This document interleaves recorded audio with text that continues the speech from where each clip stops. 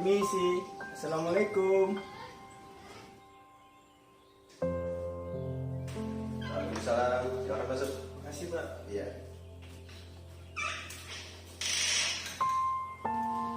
Silakan. Terima kasih, Pak. Iya. Mas, dengan siapa? Dari mana? Ada yang bisa saya bantu?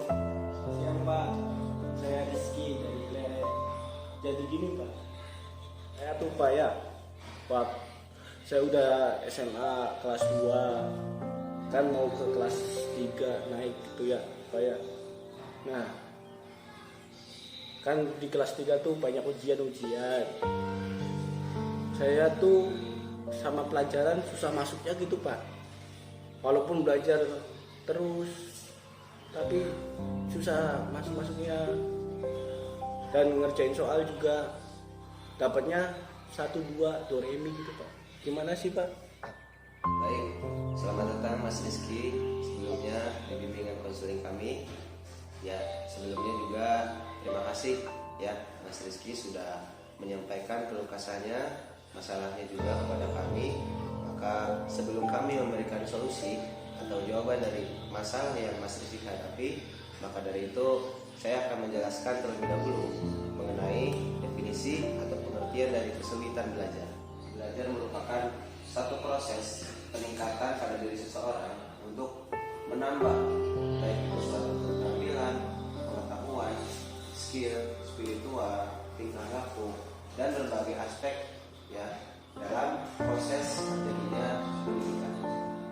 Jadi, Mas Rizky, proses belajar ini tentunya bisa didapat salah satunya dalam menyimak dengan sungguh-sungguh, konsentrasi, ya begitu kira-kiranya apa yang disampaikan oleh Bapak Ibu guru atau tenaga pendidik tentunya harus kita perhatikan dengan baik. Jangan dulu terpaku dengan urusan yang lain, jangan dulu buyar konsentrasi kita, ya jangan dulu ada pikiran entah itu di luar sekolah, baik itu main ataupun di rumah dan lain-lain. Baik, Mas Rizky, sebelum berlanjut, saya ingin tanya dulu banyak dari masalah yang Mas Rizky hadapi, ya. Lebih lanjut, saya ingin tahu dulu. Yang ingin saya tanyakan adalah, apakah selama ini Mas Rizky punya hubungan yang kurang baik dengan sesama teman, baik itu di sekolah, khususnya di dalam kelas? Waktu di sekolah kan teman-teman ngeledekin aja, ini nggak bisa, itu nggak bisa. Saya tuh padahal udah berusaha terus mungkin gitu, Pak. Ya itu hasilnya, Pak. Ya gimana lagi ya? Baik, Mas Rizky, saya sudah dengarkan apa yang Mas Rizky sampaikan dan menjadi masalah keluh kesah yang dialami Mas Rizky sendiri. Dan selain itu juga yang ingin saya tanyakan, yang ingin saya tahu, apakah selain pembulian di sekolah oleh teman-teman, apakah juga Mas Rizky punya masalah baik itu di lingkungan masyarakat ataupun di lingkungan keluarga, di rumah misalnya, atau di dalam lingkungan saudara, ataupun bahkan mungkin oleh tenaga pendidik itu sendiri, dalam arti oleh guru yang kurang memahami dalam menyampaikan sehingga Mas Rizky tidak bisa menangkap materi pembelajaran dengan baik. Ya kata saya sih apa ya, nggak ada, cuma dari temen aja tuh, kamu bisanya apa sih gitu ya, makan tidur tak bisanya gitu. Segi pelajaran mah ya salah terus gitu. Kalau ngerjain ya udah semaksimal mungkin sih berusaha memahami pelajaran gitu. Cuma ya otak saya mungkin kayak gitu tuh, Pak. Dari segi keluarga alhamdulillah sih tidak ada yang kekurangan. Baik, Mas Rizky, Ya. saya sudah mendengar semua keluh kesahnya dan juga poin pentingnya adalah Mas Rizky sedang menghadapi masalah bullying, khususnya memang dari teman kelasnya sendiri. Iya, Pak. Baik, kalau gitu saya akan menjawab ya dan akan menjelaskan, memberikan solusi juga ya dari masalah yang Mas Rizky hadapi. Pertama-tama ya Mas Rizky coba tetap tenang ya, dalam arti tidak down dan juga tidak di up dengan emosi yang berlebihan. Tapi saya kesel Pak, kesel. Ya, coba dengarkan dulu ya apa yang Bapak sampaikan. Nah, pada kasus ini kan khususnya Mas Rizky sudah kelas 2 SMA. Iya. Ya, walaupun memang di usia saat itu Mas Rizky ini memang sedang mengalami masa-masa muda yang bergejolak. Ya, seperti kata Roma Irama, itu masa yang muda yang berapi-api, seperti itu kan artinya.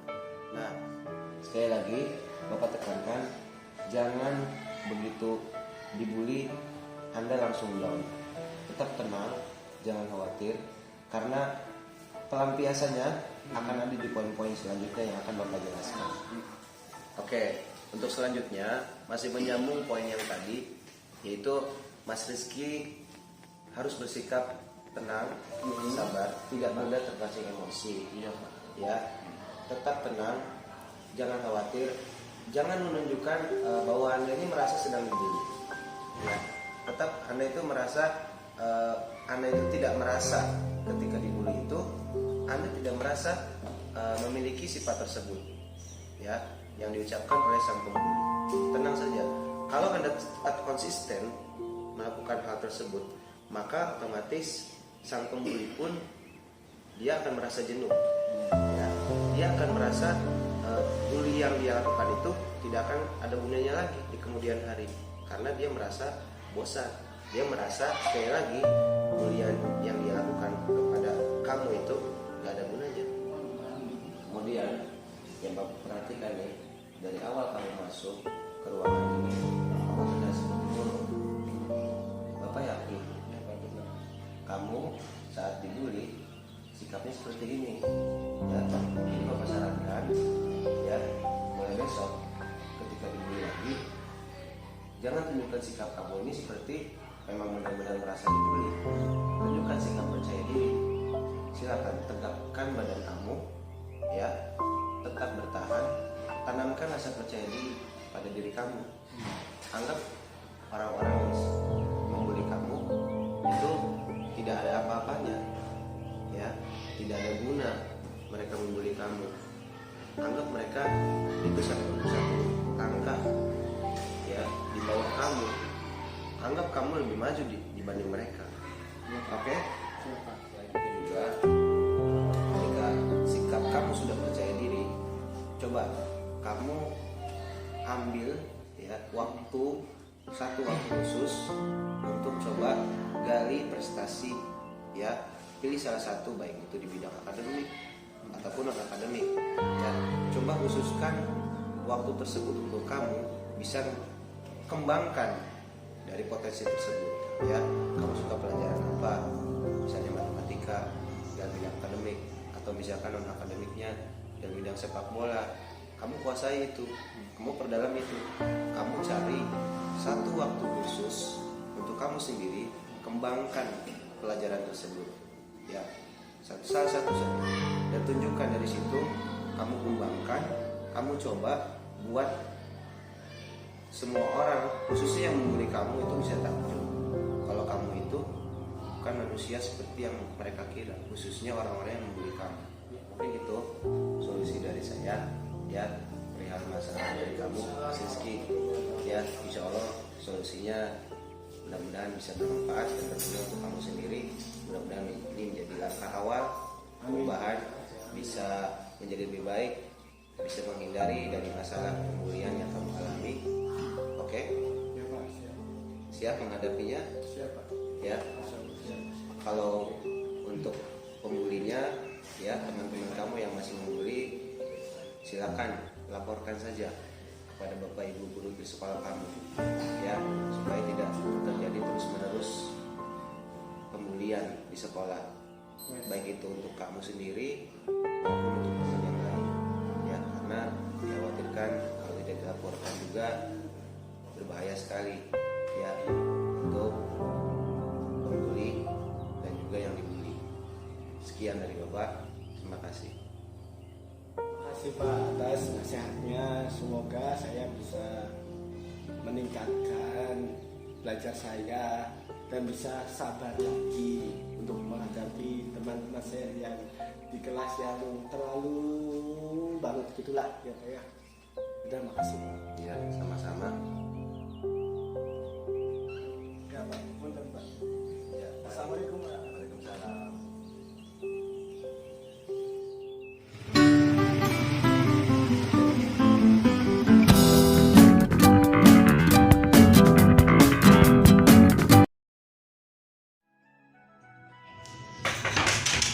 Punten. Waalaikumsalam. Silakan masuk. Ya, terima kasih ya.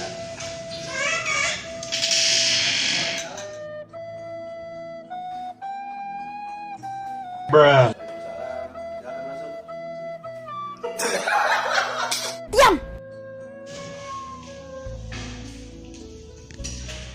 Waalaikumsalam.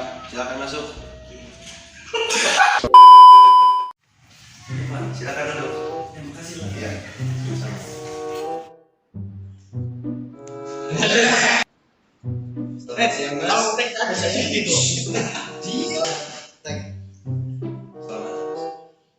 Selamat.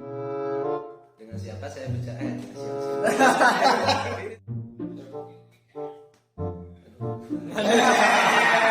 A few moments later. Selamat siang, Mas. Selamat.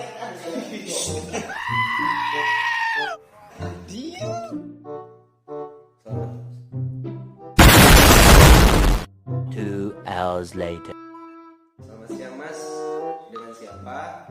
Ada yang bisa saya bantu? Aduh, dari mana? Definisi atau pengertian dari kesulitan tentang belajar.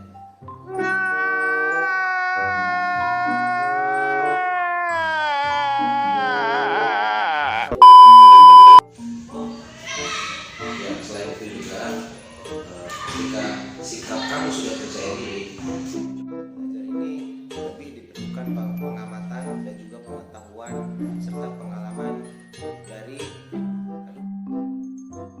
lepas dari masalah bullying tersebut. Ya, mengenai kasus jadi Mas Rizky, belajar ini merupakan suatu Selor kita itu lagi pusing ya guys ya. Saya yang jadi kliennya jadi ketawa guys. Oke guys, sekian aja guys. Nanti video lanjutnya. Yang benar. Udah expand lagi. Jadi gini Pak. Oh, udah tadi. ya Pak, ya sih Pak. Mari.